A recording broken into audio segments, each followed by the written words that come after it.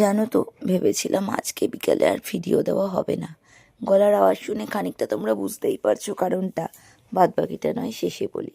তবে কাল সকালে ঘুম থেকে উঠেই ঠাকুরের জন্য মিষ্টি এনে রাতে ওয়াশিং মেশিনে যে কেচে রেখেছিলাম জামা কাপড়গুলো, সেগুলোকে ছাদে মেলতে গিয়েছিলাম। ছাদে মেলতে গিয়ে ছাদের গাছগুলোকেও একবার দেখে নিলাম এক নজরে। মোরগ ঝুঁটিতে ফুলও ফুটেছে দেখে মন ভালো করে এসে চট জলদি ঢুকলাম স্নানে। স্নান করে স্ট্রেট ঠাকুর ঘরে। আরে কালকে যে আমার মেয়ের অ্যানুয়াল পরীক্ষা শুরু হলো, এই সেদিন বাচ্চাটা 7-এ উঠলো। চোখের পাতা ফেলার আগেই একটা বছর গড়িয়ে গেল। দেখতে দেখতে আরুষি 11 বছরের স্কুল লাইফ অতিক্রম করলো। সকালে 9:30 বাজতে না বাজতেই ভাত বসালাম। আগের দিনেরই মুগলাই ডাল, ফুলকপি আলুর রসা, লাল শাক আর কেনা আলু ভাজা দিয়েই আরুষি কালকে লাঞ্চ করে স্কুলে গিয়েছে। আরুষির পাপা জামা ইস্ত্রি করছিল আর আরুষির সঙ্গে লাস্ট মিনিট একটু পড়াশোনার কথা বলছিল। কাল আরুষির ইংলিশ পরীক্ষা ছিল।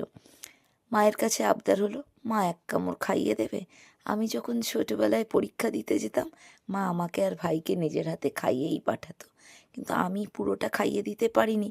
এক গাল ওর মুখে দিলাম, তারপরেও নিজের পছন্দের পদগুলো দিয়ে নিজের হাতেই মেখে খেয়েছিল। আমারও কালকে বেরোনোর ছিল, সেই কারণে মেয়েটাকে আর পুরোটা খাইয়ে দেওয়া হয়নি। তোমরা কারা কারা মায়ের হাতে ভাত খেয়ে পরীক্ষা দিতে যেতে বলো দেখি। কার কার মনে হতো মায়ের হাতের ভাত খেয়ে পরীক্ষা দিতে গেলে পরীক্ষাটা একটু বেশিই ভালো হবে। আমার মেয়েরও তাই মনে হয় বলে এক গাল তাকে মুখে দেওয়ালাম। তারপরে তো সে নিজের মতন খেয়ে উঠলো, আর আমি ওদিকে রেডি হচ্ছিলাম। অনেকগুলো কাজ নিয়েই কালকে একটু বেরোতে হয়েছিল, কিন্তু বেরিয়ে যে এতটা বিপত্তি হবে কালকে, বিশ্বাস করো ভাবতে পারিনি। বরমশাই কালকে পুরোটা দিনই আমার সঙ্গেই ছিল। বিকেল 3টে, 3:30, দুপুর 3টে, 3:30 যখন বাজে, তখন হঠাৎ দেখলাম কেমন অন্ধকার অন্ধকার করে মাথাটা পুরো ঘুরে উঠলো। পড়েই যাচ্ছিলাম। প্রেশার ফল করে গিয়েছিল। আমার তো প্রেশার কখনো হাই কখনো লো, এত বাজে একটা ব্যাপার না, কি আর করি।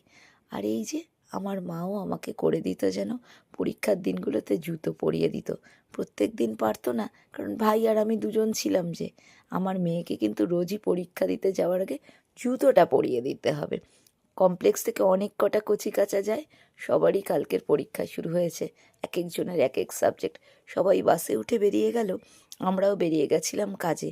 তারপরে মাথা টাথা ঘুরে পড়ে যেতে যেতে কোনো রকমে দম আটকে গেছিল, বাড়িতে ফিরলাম।